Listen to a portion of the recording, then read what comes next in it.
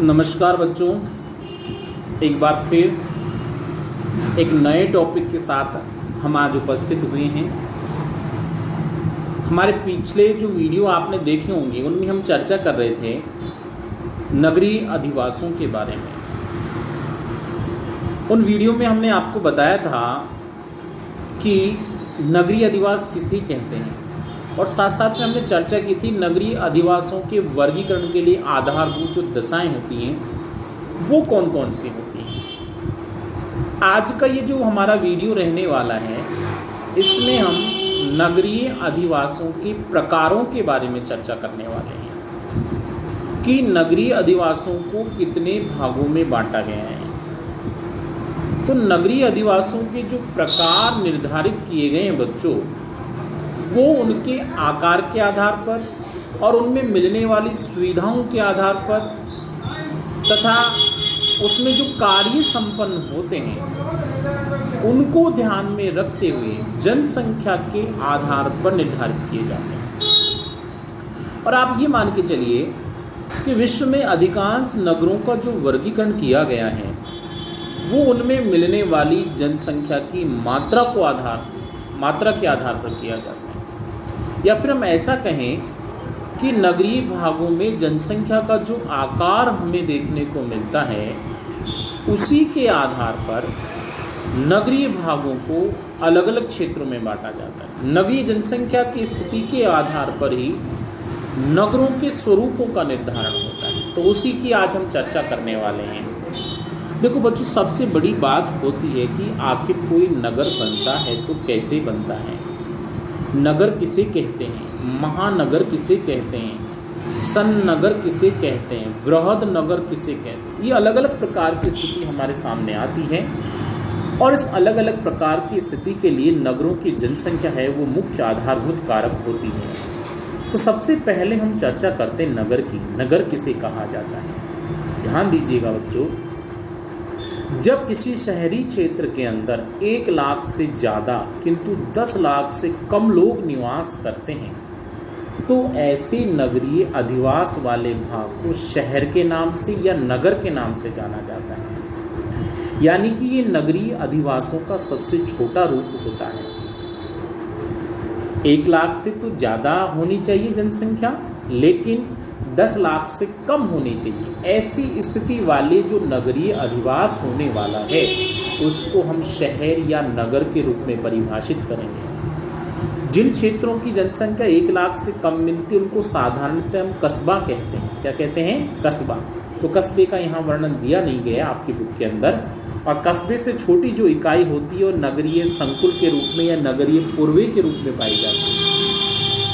तो जिनकी जनसंख्या 1 लाख से अधिक लेकिन 10 लाख से कम होती है उनको शहर के नाम से जाना जाता है या नगर के नाम से जाना जाता है। और ऐसे नगरीय भागों के अंदर जो जनसंख्या निवास करती है उसका आधे से अधिक भाग अर्थात 50% से अधिक जनसंख्या गैर कृषि कार्यों में संलग्न मिलती है। या फिर हम ऐसा कहें गैर प्राथमिक कार्यों में संलग्न मिलती है। अर्थात हम ऐसा मान सकते हैं कि वहाँ पर कृषि और उससे संबंधित दशाओं की जो स्थिति है वो कम देखने को मिलती है और उसके स्थान पर दूसरे, तीसरे, चतुर्थक और पंचमक जो क्रियाकलाप होते हैं उनकी प्रधानता देखने को मिलती है।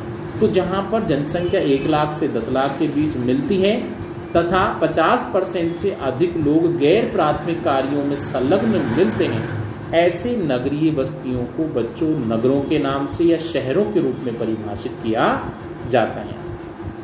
हम हमारे भारत की चर्चा करें तो हमारे भारत के अंदर विशेष रूप से राजस्थान का जो बीकानेर नामक शहर है वो इसी श्रेणी के अंदर शामिल किया जाता है, जहाँ की जनसंख्या और गैर प्राथमिक क्रियाकलापों की स्थिति हमें विशेष रूप से देखने को मिलती है। दूसरा जो नगर का जो शहरी बस्तियों का प्रारूप आएगा जनसंख्या के आधार पर वो महानगर के रूप में आने वाला है। बच्चों, ऐसे नगर जिनकी जनसंख्या बढ़ते बढ़ते 10 लाख से अधिक हो जाती है उनको महानगरों के रूप में जाना जाता है। इन क्षेत्रों में जो नगरीय जनसंख्या में वृद्धि होती है वो वहाँ मिलने वाली औद्योगिक दशाओं के कारण, व्यापारिक दशाओं के कारण, प्रशासनिक और शैक्षणिक जो गतिविधियों के केंद्र यहाँ देखने को मिलते हैं उनके परिणाम स्वरूप ऐसे क्षेत्र एक बड़ा व्यापारिक रूप ग्रहण कर लेते हैं, एक औद्योगिक रूप ग्रहण कर लेते हैं, एक शैक्षणिक या प्रशासनिक इकाई के रूप में विकसित हो जाते हैं। और इसी कारण इन क्षेत्रों में बाहरी भागों से जनसंख्या आकर्षित होकर आने लगती है।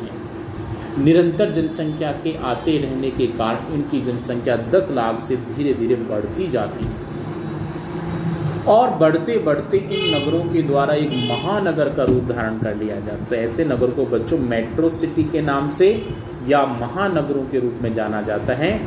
और भारत में ऐसे जो नगर हमें देखने को मिलते हैं, विशेष रूप से राजस्थान का जो जयपुर नगर है, जोधपुर नगर है, कोटा नगर है, वो इसी श्रेणी के अंदर शामिल किए जाते हैं। यानी इनकी जनसंख्या 10 लाख से तो अधिक होने वाली है, लेकिन 1 करोड़ से कम होने वाली है। तो ऐसे व्यापक पैमाने पर विकसित हुए नगरों को महानगरों के नाम से या मेट्रो सिटी के नाम से जाना जाता है। उसके बाद में हम चर्चा करते हैं बच्चों सन नगर की। देखो, सन नगरों को ही नगरमाल के नाम से भी जाना जाता है।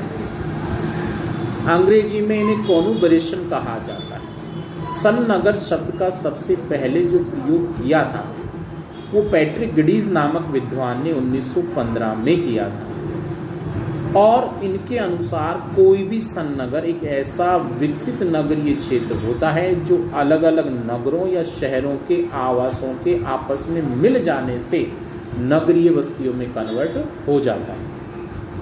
साधारण शब्दों में हम ऐसा कहें, आसपास स्थित 2 नगरों की बाहरी उपांत पेटी जब विकसित करते हुए एक दूसरे से मिल जाती है तो ऐसे संयुक्त स्वरूप वाले नगरीय भाग को सन्नगर कहा जाता है या नगरमाल कहा जाता है। इसमें 2 बड़े नगर भी हो सकते हैं, एक बड़ा नगर और दूसरा छोटा नगर भी हो सकता है, और दोनों छोटे नगर भी हो सकते हैं। तो नगरों के बाहरी भाग जब विकास करते हुए आपस में मिल जाते हैं तो ऐसे सतत रूप से विकसित होने वाले आवासीय क्षेत्र को बच्चों सन नगर या नगरमाल के नाम से जाना जाता है। और ऐसे नगरमालों के अंदर अलग अलग क्षेत्र, जैसे ग्रेटर लंदन वाला भाग है, इसी में शामिल है। टोक्यो वो भी सन नगर का उदाहरण है, शिकागो भी सन नगर का उदाहरण है। हमारे भारत के अंदर भी आप चर्चा करेंगे तो हैदराबाद और सिकंदराबाद सन नगर या नगरमाल का सबसे अच्छा उदाहरण है। इसके अलावा दिल्ली, मेरठ, गाजियाबाद ये भी सन नगर का एक उदाहरण है। तो ऐसे बहुत सारे नगर हैं जिनका विकास होता जाता है और कालांतर में समीपस्थ स्थित दोनों नगरीय भागों की बाहरी सीमा पर जो आवास होते हैं वो परस्पर मिल जाते हैं, जिसके कारण यह भी पता नहीं लग पाता कि कौन सा आवास किस नगर के तहत शामिल किया जा रहा है। तो दोनों नगरों की जो संक्रमण स्थिति उत्पन्न होती है, ऐसे आवासीय क्षेत्र को बच्चों सन नगर या नगरमाल के नाम से जाना जाता है। चलो आगे चर्चा करते हैं। जैसे हमने आपको कुछ उदाहरण बताए थे, दिल्ली, मेरठ, गाजियाबाद था, दिल्ली गुड़गांव है, दिल्ली नोएडा है और ग्वालियर है, लश्कर मुरार है। ये सारे ऐसे ही नगर हैं जो सन नगर या नगरमाल के रूप में जाने जाते हैं। अब हम चलते हैं बच्चों वृहद नगरों के ऊपर। देखो, वृहद नगरों को मेगालोपोलिस भी कहा जाता है। मेगालोपोलिस के साथ साथ इसे मेट्रोपॉलिटन सिटी भी कहते हैं।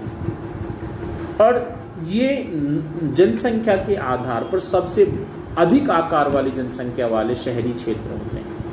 तो वृहद शहरों के रूप में, महानगरों के रूप में, विशाल नगरों के रूप में, मेगालोपोलिस के रूप में या मेट्रोपॉलिटन सिटी के रूप में विशेष रूप से जाना जाता है। और वृहद नगर अर्थात मेगालोपोलिस शब्द का जो सबसे पहले प्रयोग किया था वो जीन गॉटमैन नामक विद्वान ने 1857 में किया था।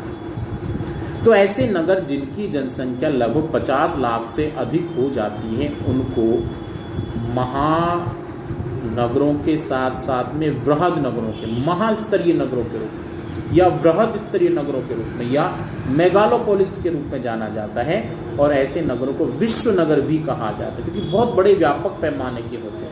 बाहरी क्षेत्रों से जो प्रवसन की प्रक्रिया होती है वो भी इसके लिए जिम्मेदार होती है।